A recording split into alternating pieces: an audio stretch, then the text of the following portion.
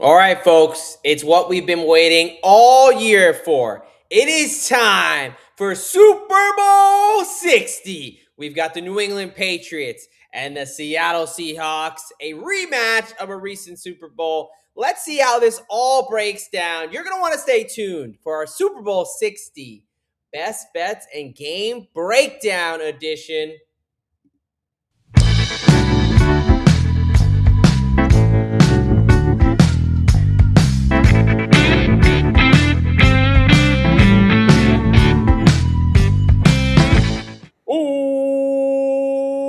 Welcome, football fans, to another edition, to a Super Bowl edition of the D-Gen Docs. What is up, folks? Super Bowl 60, which just sounds insane to say out loud, or LX, as they say it in the Roman numerals. Right. Look, this is part one of a two-part Super Bowl series because we, of course, we're just so used to talking to you guys at least once a week, multiple times a week, really, but we can't stay away. So, hey, we're going to get into what today has to handle. But before I get into that, let me introduce my co-host here. He is Mr. Derek Bennett, aka Professor Locks, my brother in degeneracy, and the second half of the D-Gen Docs. What is up, my friend? Well, I got some trivia. So we have seen this Super Bowl matchup in the past. Do you remember which Super Bowl that was? Do you remember? I mean, I remember the play of Malcolm Butler, and them not decide. Pete Carroll hand the not ball to deciding beast to mode. run the ball. That's The beast mode that should Yep. have been. I don't remember the number, but I vividly remember the Yep. asinine call by Pete Carroll. The too cute, something I would expect Sean Payton to do. Yes. That was Super Bowl 49. 11 years ago, the Patriots won 28-24. Yes, Seattle was driving there at the end of the game. Malcolm Butler intercepted it at the goal line. Great play. And Great Pete Carroll play. looked like an idiot. And Yes, and for hasn't anybody gone back who there since. has a young defensive back or just a young buck looking to get into football, man, talk about preparation, anticipation. That is where the film room won them that Super Bowl. That was incredible. And of course, Russell Wilson, he stinks. So kind of got what he deserves there. But hey, folks, look, this is the Super Bowl 60 preview and picks edition here. That's right. And what that means is pretty simple, right? Basis of the show is we are going to break down this game. Now, we are going to focus on spreads, over under. We're going to just kind of do an in-depth analysis of this game. And then next week on Wednesday, we will do all of our fun props. We'll talk offense. We'll talk defense. That is going to be our last super fun, palooza show for the season. This one, we're getting right down to business. We know the spread, we know the teams, we know how this is going to play out here. So we're going to break it all down for you. We got injury stuff, all the advanced analytics, all that crap. Actually, we're not really analytics people, but we are going to break this game down from all sides. So everything you need to know. We will talk, of course, a couple banter. We've got some coaching news. We got some takeaways from the conference championship round, a recap of the record, and then we will get into the episode here. So let's go ahead and start this off, my friend. I've got something I want to lead the show off with. Okay. I was pretty shocked. It has been reported and came out that Coach Belichick, obviously famous Patriots head coach, Bill Belichick, is not going to be a first ballot Hall of Famer. Yep. I thought last year, when they didn't have Eli Manning as a first ballot Hall of Famer, I thought the Hall of Fame was starting to lose insane credibility. This just puts it over the top. What in the world are we doing not having Belichick as a first ballot Hall of Famer? I think this is complete emotion, complete subjectivity. I think this is a crock of shit. Where are you at with that? And I'm not even a Belichick guy. Yeah, it's completely asinine. I mean, there's just no way that you can justify, a guy with the resume that he does, that he has, to not be voted in. Like I just don't understand it. at I all. don't I mean, understand it at all. And I think it's one of those things where, a lot of times, and we've kind of seen this today, sometimes it takes misery or bad things to happen to bring people together. And it's really yeah, brought all of football together. Because Bill Belichick, I mean, as great as his career was and has been as a professional head coach, he wasn't necessarily seen in the best light by a lot of people, mostly right. because of Wasn't his well liked. dominance, Right. you know. But at the end of the day, like, you can't necessarily say that he wasn't a great coach. I mean, Yeah. he's the Yeah. GOAT, and I don't understand why or how, Yeah. I 10 mean, people, at least 10 people left him off the ballot. yeah, I mean, I understand this is a media voted award, but like really the whole media of maybe what's going on right now with the college stuff, the girlfriend, the is it Brady, is it Belichick thing, the Spygate, the Flakegate Yeah. controversy stuff. Yeah. Look, you can argue about if you like the dude or not, but you Right. got to respect him and you have to have him as one of your, when you're thinking about He's a all-time head pillar. coaches, he's there. Yeah. He's at least prominently there in the The dude conversation. has 8 rings. 8 rings. There's been 59 Super Bowls played. He has 8 of them. Yeah, I Like, mean, clearly we're lost for words at how this is even possible. And look, I'm a Giants fan. You're a Steelers fan. We don't like the no, Patriots. not at So, all. if we're saying it, I think that, it takes a lot. So Yep. A lot complete of miss misery in there the early by, 2000s yeah, because complete of miss by the Hall of the New Fame England Patriots. Yes. committee. Absolute joke. All right, talking about some current NFL head coaches. We've got a couple that we need to add, including your Pittsburgh Steelers there. That's right. Yeah, since we last talked, we've had 3 coaches now added to teams, Yep. or 4 Minter. I don't know if Minter was there. Minter, no, I don't think we've talked about Minter So either. I 4. don't think we've talked about the Steelers, the Ravens with Minter, Brady signing A the head promotion. gig promotion. Yeah, I don't know. That's a Whatever weird you want to situation. call what's going That's on a there. weird situation, especially because the owner came out and said, "Yeah, we want a new voice in the room." Well, he's been there. He was in the I don't room. I don't fully understand, Yeah, trying Buffalo's to in a get weird new spot. vibes with somebody that's been there for a few years now. And then Coach Monken going up there to the mistake on the lake in Cleveland. Yeah.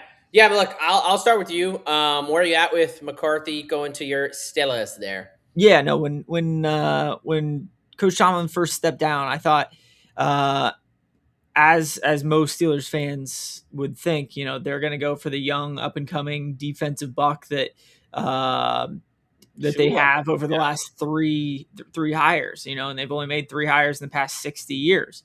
Yeah. At the end of the day, I did think that Coach McCarthy had a really good chance because of his ties to Pittsburgh. He grew up there. Yep. He's had the opportunity over the last year to just kind of sit back and wait. And the handful of times that we have heard him talk, he's a Pittsburgh guy. Yeah.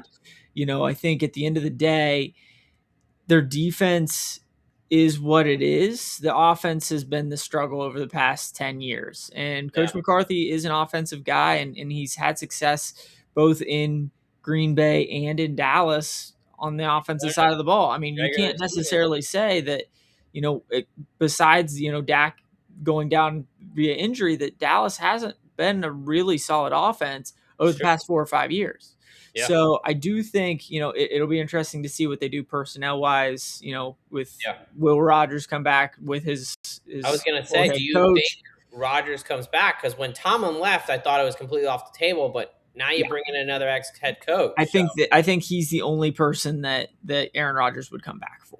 Right. And is that a great option? I don't know. I don't necessarily think it was an Aaron Rodgers issue last year, but at the end of the day, I am curious to see how this transition will go with an offensive-minded head coach for the first time in over 60 years there in Pittsburgh. Probably the first time ever. Yeah, no, that is interesting. Yeah, I like that take there. So other coaches, man, I think the Monken one I'm a little bummed about. I wanted to see him with Jackson Dart, but I get it. He's about to be 60, and it's probably his only head coaching shot. So if you're gonna get one, there's only 32 positions. Yep, he's got a Pro Bowler. Yeah, As yeah, quarterback. what that dude. The Pro Bowl is a joke. Hall of Fame is Last time. supposed to be serious. I think the Pro Bowl is at this point just a literal joke. Trevor Lawrence, there's a number of quarterbacks, even with the injuries. I don't get it. But Yep. hey, look, I'm not even that big of a shitter hater. I mean, I've Yep. played Guys him. just decline at this point. Yeah, the Pro Bowl is ridiculous. But yeah, the Joe Brady stuff I think is going to go pretty bad. I mean, and we've got a lot of new head coaches we can talk about in the offseason as we start previewing these games for next year. But it's Yeah. going to be pretty interesting to see just how much turnover. Some I think are going to be great, and some could be really, really bad. Yeah, no, I think Minter is a pretty good fit there in Baltimore. When he was in Baltimore Yeah, before, their defense was legit. right. But it will be interesting to see who he brings in on the offensive side to fill out his staff with Lamar and Derrick Henry and those guys. But yeah, it'll be really interesting, especially because we have a first time head coach in the Super Bowl. So our Yeah. expectations just going to continue to go up and up because we're starting to see some of these first time head coaches have some success between Vrabel and Ben Well, I Johnson. mean, I mean, Vrabel's Vrabel, not a first time head coach, but first time in this sure, first situation. year in a new Ben situation. Johnson, first time head coach, wins a playoff game, gets to the divisional round. Yeah, So McDonald's only his second year, so exactly. yeah, I mean, young. Sometimes the young gun gets it done. So very interesting what's going on in the NFL. And then look, taking a look at last weekend, let's just do some quick takeaways from the conference championship round. Um, Yeah. I will give mine very quickly. Look, the Pats' road to the Super Bowl is something we're going to talk about as we break down this game. Yep. You've played the worst offensive line in football with the Chargers. You've played C.J. Stroud, who handed the ball to the defense 5 times, I believe, and then a backup quarterback where you won by 3 points because Sean Payton got cute and didn't take the 3 points, and Stidham had a. It was a turnover. I mean, I think it was a turnover. I don't know. It was a weird That was a play. wild play. Looked Yeah. bad, but without that, it's hard to imagine the Patriots get that done. But hey, they are here. They can only play who they play on their schedule, so it's going to be interesting. And then the Yep. Seahawks, man, this team can really win in multiple ways. Yes. I think they showed that. So, I'm curious on your takeaways from conference championship weekend. Yeah, I mean, looking at the AFC Championship game, I mean, and even so, the divisional championship round with the Patriots. I mean, they've played probably three of the worst playoff halves of football I've ever seen, and still gotten wins. You True. know, that second half, the weather just took over that game, and neither team could do Yeah, it was kind of anything a dud. offensively. That Yeah, was an ugly watch the second half. And first but half was even fun, but yeah, yeah, but even going back to the Houston game, I mean, neither of those teams wanted to win that game, that but was with terrible. 8 turnovers between the two teams. But Disgusting. Seattle, like you mentioned, I mean, they can win in multiple ways. I mean, their defense is legit. They have a top 5 defense throughout Yeah, the entire season, but they've put up 41 and 31. Like this offense is humming right now. yeah, And yeah. have they played the level of defense that the Patriots have? No, but at the Right. same time, the Ravens or the Ravens, the Rams can get after the quarterback and play some decent, pretty good defense. Yeah. So yeah, it'll be an interesting matchup for sure. Yeah, this is going to be a fun one. We are going to get to that. Just want to go quickly over our picks for conference championship weekend. We both hit our lock on the Denver Broncos plus 5.5 there. We were pretty close on the money line, man. I had a shot. Really Yeah, had some no doubt. legs there. But the QB rushing, I was locked in on. 3 guys to go over in May, Stidham, and Darnold all got Yep. home.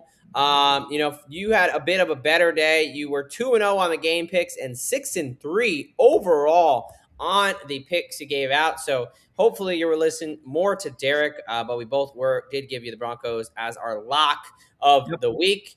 So let's head into this Super Bowl really quickly. As a note, unfortunately, I did give out Rams NFC Championship, Denver AFC Championship, and Rams Super Bowl all over 10 to All 1 at done. the beginning of the season. That was a bad day for our future for me, Yeah. but we did also give you out a 500 plus to 1 in the beginning of the year. So you can't get that mad at us. All right. Cut us some slack. But That's right. it is Super Bowl 60. What a time to be alive, man. That makes me feel just old. I don't know. Super Bowl 60 just sounds crazy. But we have the number 1 seed in the NFC, the 14-3 Seattle Seahawks taking on the 14-3 number 2 seed of the AFC, the New England Patriots. Look, it was a playoff that we thought we might get some new teams in there, but we get a rematch from a few years ago. Still shaping up to be a great game. These are the new era Seahawks and the new era Patriots. Definitely a lot of different players there. This is Sunday, February 8th, 6:30 p.m. Eastern time for this Super Bowl, which means Derek will probably be asleep by halftime, but it's okay. Look, this is being played in Levi Stadium, Santa Clara, California. And of course, just to add to the conspiracy theory of this society, neither team will be practicing at the San Francisco 49ers practice facility. Not super rare, but obviously with the substation crap that the tinfoil hats are pushing out, obviously that is a funny storyline to kind of lead up there. Look, the weather in this one is expected to be, it's a little tough kind of going out a week and a half to really get a clear weather report, but let's be honest, these weather people are just kind of voodoo magic anyway. But it's expected to be sunny in like 60s, 50s. It should be warm. Minimal wind. It really should be nice. I mean, it is California there, so it should not be any type of blizzard snowstorm that we saw in the second half of that AFC Championship. Yep. The Seahawks are laying 4.5. These are via odds via DraftKings here. Laying 4.5, minus 115 on, or excuse me, minus 115. They're minus 238 on the money line. The Patriots plus 195 on the money line, catching the 4.5 going the other way. Over under sitting at 45.5 here. Man, let's just kind of start as we always do. I will go over some injury notes, and then I'll hand it over to my co-host Derek for the initial analysis, and we'll just kind of talk this game. That is what the whole episode is around, because it is the granddaddy of them all. I know that's the Rose Bowl, but I just love to say that phrase. It is the Super Bowl, what we've been doing. So let's start with the Patriots here. All right, so, for them, I really think it's only two guys of concern. The teams did put out a estimated practice report today. Now, nobody practiced today, but it's, right, hey, if we were to practice, this is what we think would happen. Everybody's pretty good. Drake May, there is some stuff about did he hurt his shoulder, yada, yada, yada. I think that's a little more social media, a little bit more just to try to pull a headline out of nothing. He would be limited with the right shoulder. Obviously, the throwing shoulder there. But looks like he landed on it on a run, but he immediately threw the ball perfectly fine and continued to run after that happened. I believe it was in the third quarter. I'm not super concerned. He's got 2 weeks. If this game was this week, maybe it's a storyline I would talk about, but I'm not even going to. I mean, he would be a limited practice today, so he's going to be perfectly fine for the Super Bowl. He's a young buck. The two guys to watch out for who are estimated to not be practicing today. Outside linebacker Harold Landry, he was their leading sack getter into the regular season. Yep. He is dealing with a nagging knee injury. He only had 11 snaps in the divisional round against the Texans, and he missed the entire week of practice and the game last week. So he's clearly dealing with something fairly significant that has kept him kind of sidelines. Now he's got 2 weeks. He may be able to give it a go, but he will not be 100% in my estimation. And the other one is their best linebacker and their leader on the defense, Robert Spillane. Ankle injury. He left the game early, wasn't able to return. He was on the sideline. They didn't really cart him off or anything like that. So it was bad enough to keep him out of an AFC championship game. But, one to watch. Not really exactly sure what's going on with the ankle. You want to hope it's not a high ankle. You hope it's a low ankle or something like that. But the fact that he didn't try to at least go out there again tells me it's somewhat fairly significant. So I'm wondering if it was partially due to the weather in the second half of that game. I mean, that field was extremely slick, and if we're dealing with any ankle-related injuries, I'm wondering if that played a role. That's a great point. But those are your two for the Patriots to watch. Obviously, next week, and as we do our show next Wednesday, we'll have more and a better idea of where those guys are at. But I would say Landry's probably in actual danger of missing. Spillane's probably going to be out there, even if he's a little bit limited. Now we go over to the Seahawks side of the ball. And the two big ones, Darnold and Charles Cross, they played the entire game. Yes, they were sore with Darnold with the oblique, Charles Cross with the foot, but they both played the entire game. They'll 2 weeks off. They should be fine. They would be limited in practice if they practice again today. The other one we were looking out for was linebacker Drake Thomas, who went out of the game late and did not come back. No real status update from him, but he would have been estimated as a limited practice, which is a great sign. So, looking at the Seahawks practice, the only one that did not practice was Ernest Jones, who's a big player in their defense. He's their leading tackler, but he did finish the game last week. There's no real, I haven't heard anything significant on that. It's probably would just be more of a rest thing. So maybe Ernest Jones, you want to just make sure because he is such a big piece of that defense, but they really should be pretty damn healthy going in. Expect both teams to have mostly everyone. Again, it's really Harold Landry that's kind of got my concern, and maybe Spillane there. So both teams pretty damn healthy. I will kick it off to you, man. How do you see this game going down? And then we'll give out our picks for this one. Yeah, this is an interesting matchup because if we look at just postseason wise, the Patriots have given up 3, 16, and 7. So their defense has been playing really well. Yep. Offensively, this New England Patriots team has looked abysmal, honestly, through 3 games. They looked okay against the Chargers. Houston Texans, I don't know what we can make of the 8 turnover game that was. And then, they at least were able to establish the run in the second half and put the Broncos away. But they've faced 3 of the top 5 defenses in football through the first 3 weeks, and they're going to see a 4th one in the Seattle Seahawks. And the Seahawks defense has looked legit all season long, but they did just give up 27 points to the Rams. And the Rams have a great offense with Puka and Adams and Kyron Williams. And at the end of the day, I think it really just comes down to the Seahawks have been able to play and win in multiple different ways. Their defense can shut you down and they can win 13-10. They can also win in one of those barn burner type games where it is 31-27 like they just did against the Rams.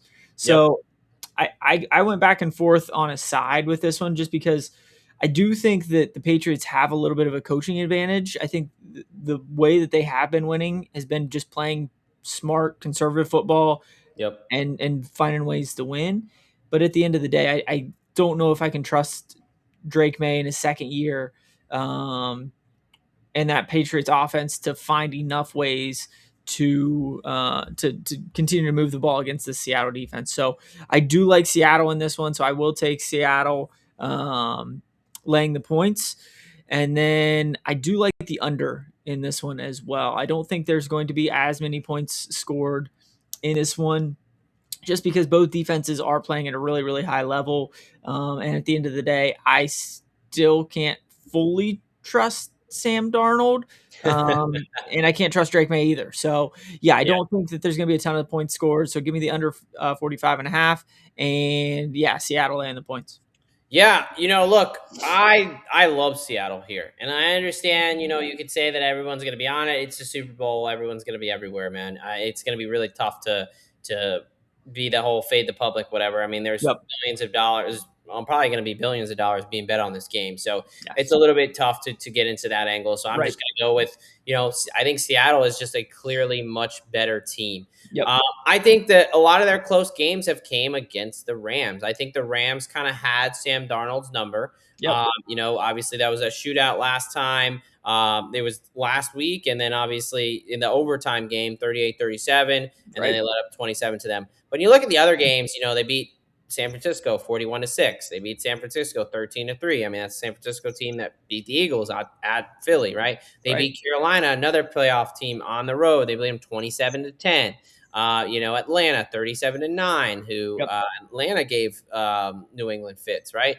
26-0 against Minnesota. Like, this is a team that really, they can dominate and win a lot of different ways. I really like the Seattle team as I've kind of grown on. They're definitely, I was a late adopter to them, but man, they just, like I kind of pointed out, they can win in whatever way they need to win.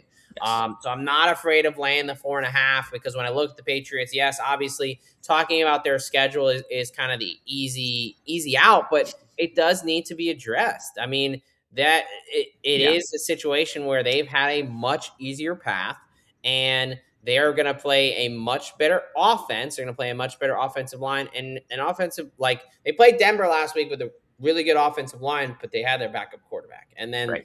even in the first half, I thought Denver looked like the better team Agreed. outside of the turnover. And It, again, it would have been interesting if Sean Payton kicks that field goal to go up 2 scores right. in the first quarter. Yeah, I mean, if outside of the boneheaded turnover and the field goal decision, man, I really thought Denver played a better game. Now, Yep. obviously, it is what it is at this point. The Patriots won, but I just trust Seattle as a whole. I do think, look, the Patriots defense is a solid unit. When we start looking at some of the numbers here, Yeah. Patriots defense has led up in the postseason only 8.7 points per game in 3 games. That would be first out of the 14 teams. Yep. That's obviously been great. They've been really stout against allowing yards, especially against the run.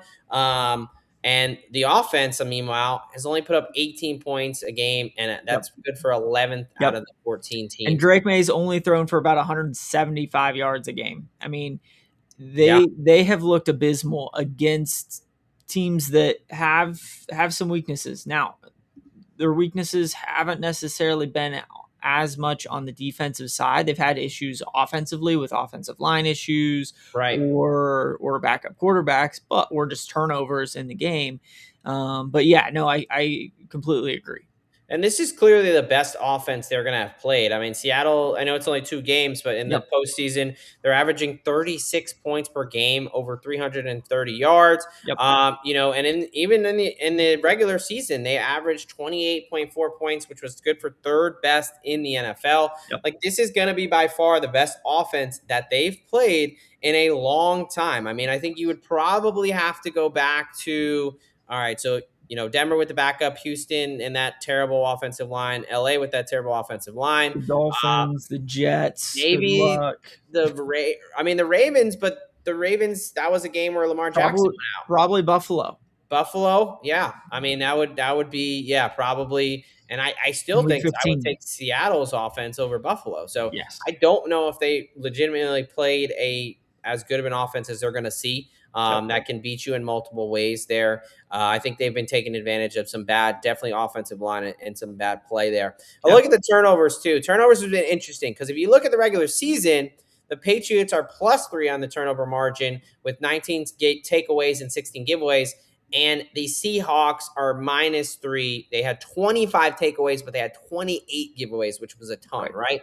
And we look at the postseason, the Patriots are +3, 8 takeaways, 5 giveaways. Yep. The Seahawks lead the postseason with are +4. They have Yep. 4 takeaways and 0 giveaways. So Yep. Sam Darnold has really cleaned it up in the postseason. In 2 games though. In 2 games. It has been 2 The games, but Pats have played a third one. it's been against the Rams, who has been known to struggle.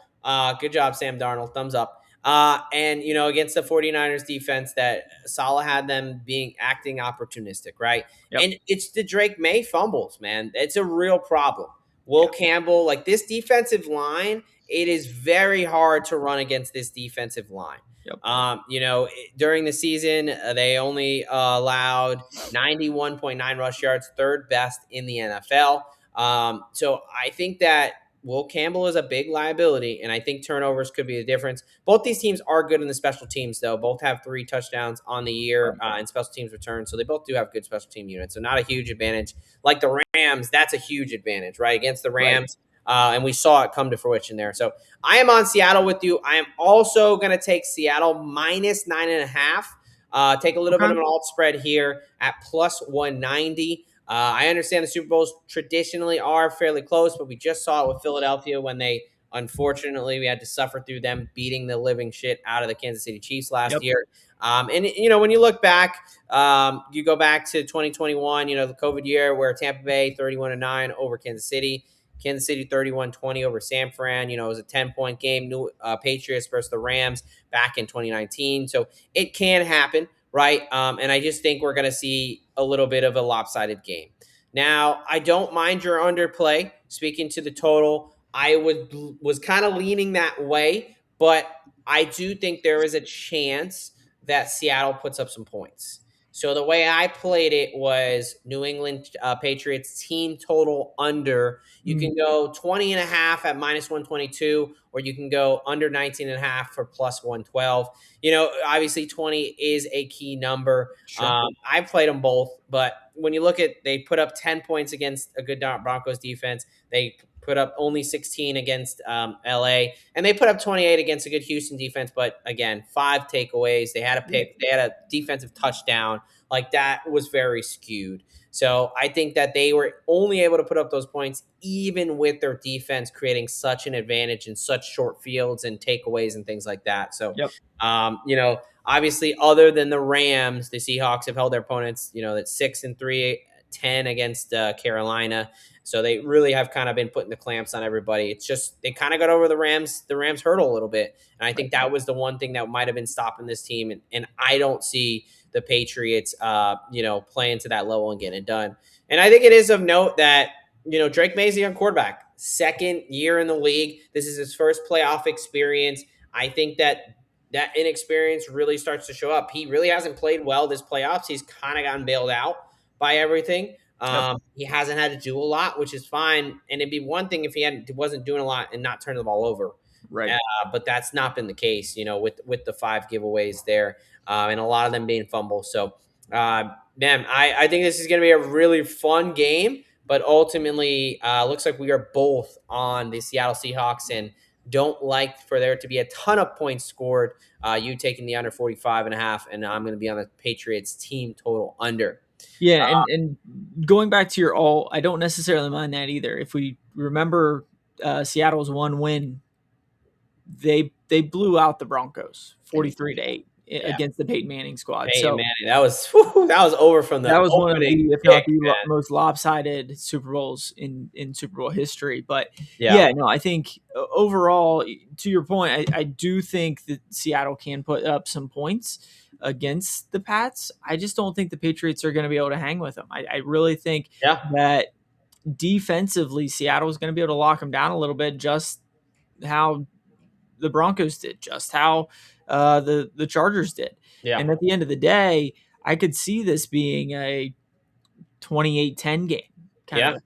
Oh yeah, that's kind of what I'm thinking, somewhere around there. Maybe 24-10, 27-10, whatever, 27-13 even.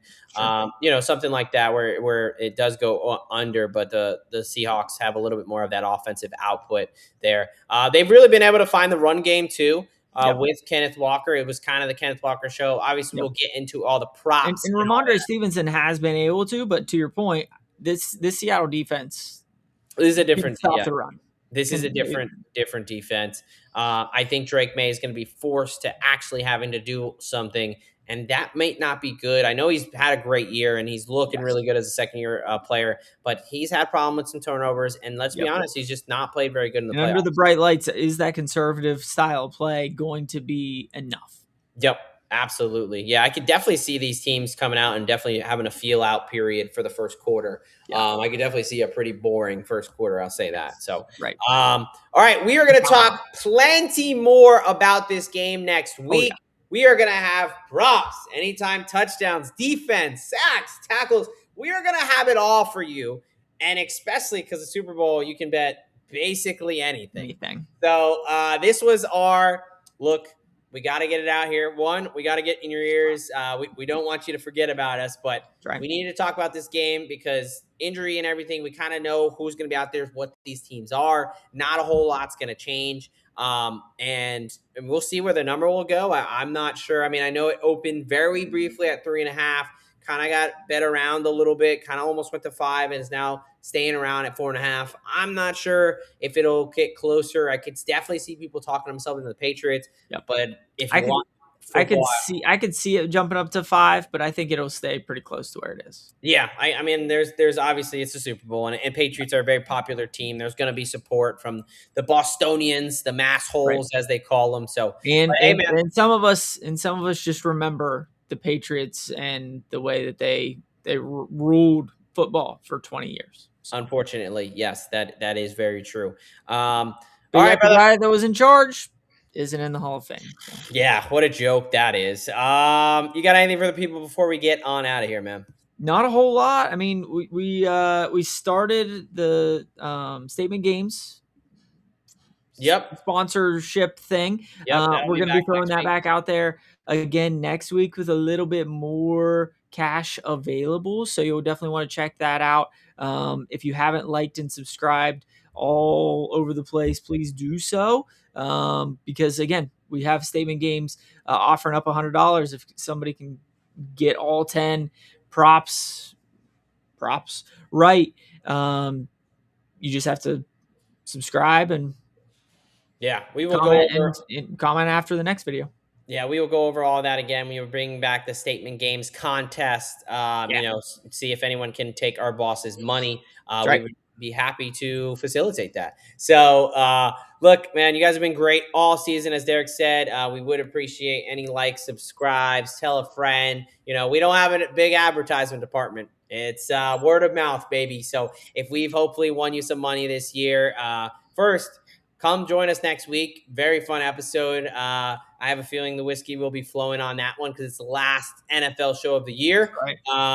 But hey, you know what they say, folks. A lock a day keeps the bookie away. And here at the Dejan Docs, we've got your prescription from Professor Locks and Doc here on DFSG Plus.